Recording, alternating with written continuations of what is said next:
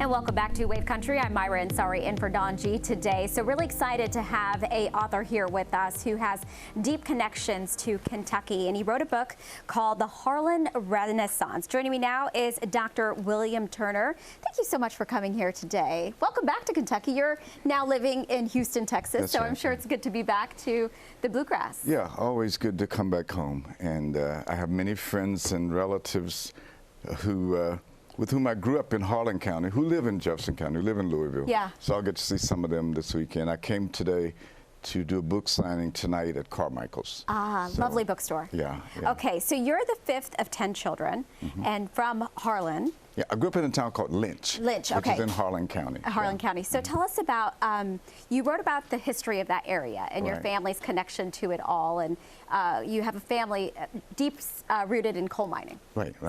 Yeah, even my grandfathers were coal miners in Southwest Virginia. So what I tried to do in my book, about 30 years ago, I co-authored a book called Blacks in Appalachia. And the whole idea was to disabuse people of this stereotype that the Appalachian region, Southwest Virginia, Eastern Kentucky, and southern West Virginia, coal country, that they were kind of an all-white space. There are no black people in that part of the mountains. My great-grandmother was born enslaved in Southwest Virginia. My father was born in a little town near Appalachia, Virginia. Gotcha. My mother was born in Harlan County almost 100 years ago. So our family has been in the mountains of the South on my father's side, I'll just say forever. My grandmothers on my mama's side, they, like thousands and thousands of black people, migrated into Eastern Kentucky at the beginning of the 20th century. They came there to work, having been recruited there to work in the coal industry when America was like the big-shouldered industrial country, particularly just leading up to World War I. When United States Steel, then the largest corporation in America, bought up 18,000 acres of land in Harlan County.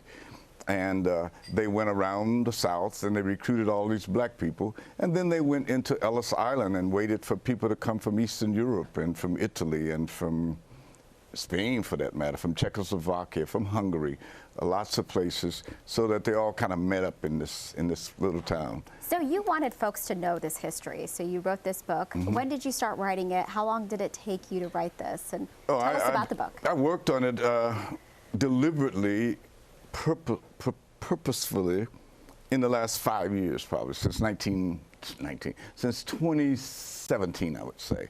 That's when I said, let me do this. But note-taking,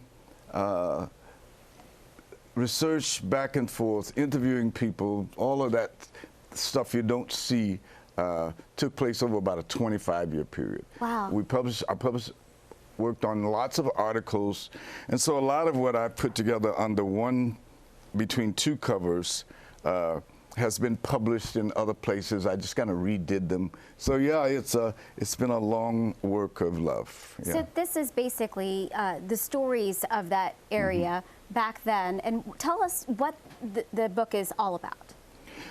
Someone, I think her name, is a woman named Muriel Rukeyser, who once said, the universe is made up of stories, not of molecules. And so what I tried to do with this book is tell these stories from the perspective of how we got here, where we came from, what we did, what was done to us as such.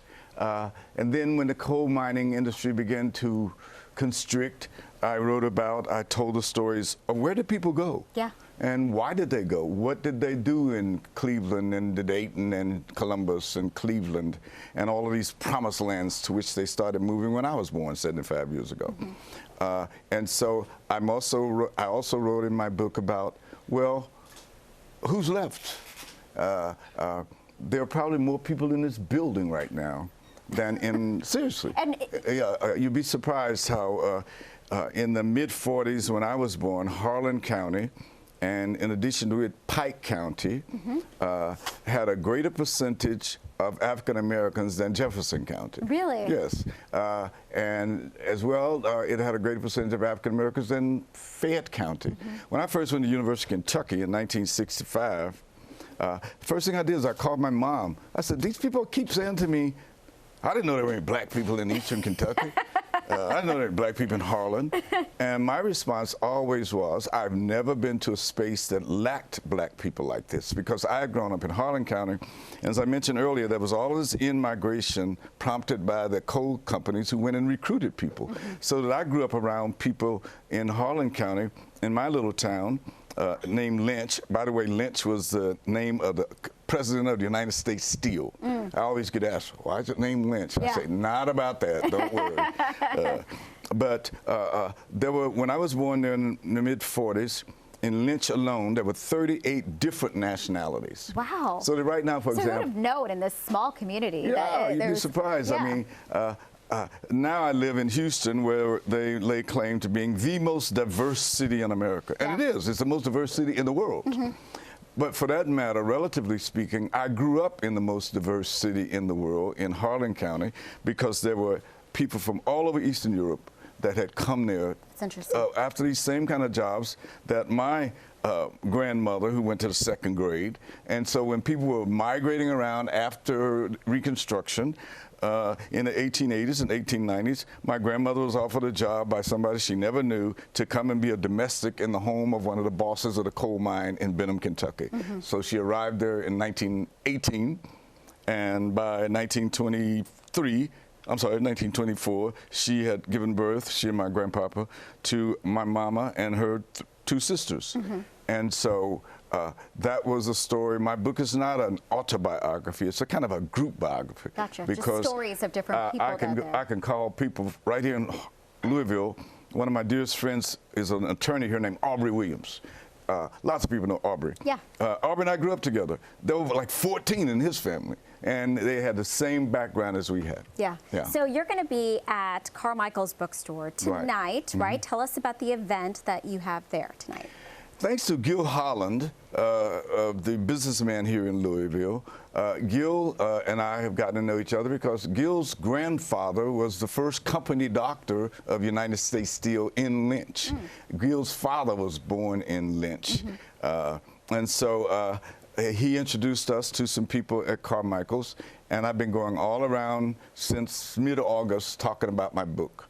And I'm so happy to come to Carmichael's because I know it's a signature bookstore. Oh, yes. And even as I speak, I was told a little while ago how well the book is doing on Amazon.com. So that's where we can find it too. Right, but I like people to go to independent bookstores too. Absolutely, Yeah. support our local That's businesses. right. Absolutely. So you're going to be talking about the book tonight. Yes, and I hope so. Folks. Yes, definitely we'll be talking about. And I expect a whole passel of people from Harlan County to come there and see me. Yes. And so we can see each other. I'm sure they'll be so excited to see you. That's happening tonight at 7 p.m. again at Carmichael's Bookstore, 2720 Frankfort Avenue.